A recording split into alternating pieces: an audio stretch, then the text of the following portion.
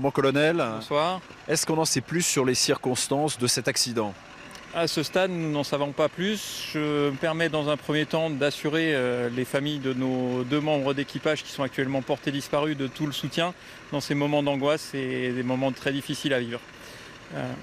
L'équipage était dans une mission d'entraînement, vous pouvez nous expliquer? Alors ce matin, donc en fin de matinée, un avion a décollé de la base de Nancy-Ochet dans une mission classique d'entraînement en vol très basse altitude dans les nuages, donc aux instruments. Et malheureusement, il a disparu des écrans radars, donc l'équipage et l'avion sont portés disparus. Alors il y avait bien un seul avion, parce qu'on a parlé de deux à un moment donné. Alors nous avons sur la base effectivement plusieurs avions qui décollent en permanence de la base. Les avions travaillent ou en mono-avion, donc seuls, ou à plusieurs avions. Et dans ce cadre, c'était une mission qui était réalisée à un seul avion. Est-ce qu'on en sait plus sur les équipiers, les aviateurs? Certains médias parlaient d'un homme, une femme, on n'a pas de précision. À ce stade, je ne peux évidemment pas vous donner d'éléments concernant les membres d'équipage, puisque nous espérons les retrouver tous les deux sains et saufs le plus rapidement possible.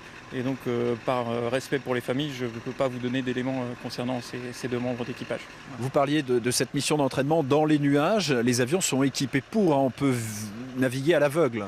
Oui, alors le Mirage 2000D est un avion qui est équipé pour voler dans les nuages, comme tous nos avions de chasse actuellement en France. Et la particularité de cet avion, il est équipé pour suivre le terrain, quelles que soient les conditions météorologiques, mission à laquelle s'entraînent régulièrement, quotidiennement, les équipages ici à Nancy-Ochet.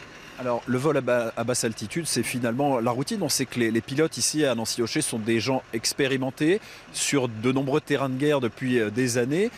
Comment expliquer que parfois il y a un crash comme ça?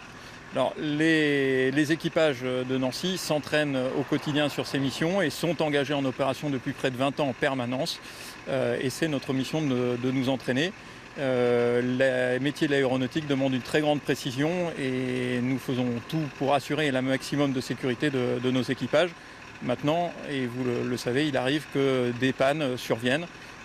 Nous attendons encore tous les éléments et de découvrir l'épave de l'avion afin de définir ce qui a pu se passer pour cet avion. En tout cas, en l'espèce, l'équipage n'était pas novice.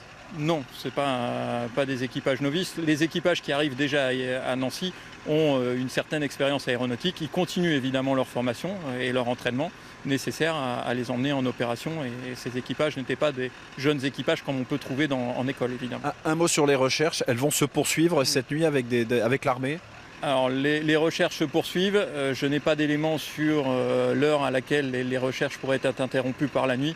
Ça, je laisse les équipes de recherche travailler dans leur domaine.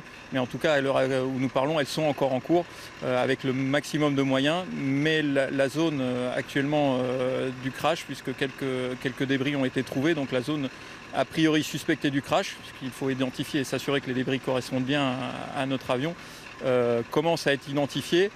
Et elle se trouve dans le Jura, donc difficile d'accès et les conditions météorologiques, comme vous pouvez le constater, sont difficiles, rendant les recherches d'autant plus difficiles avec le relief.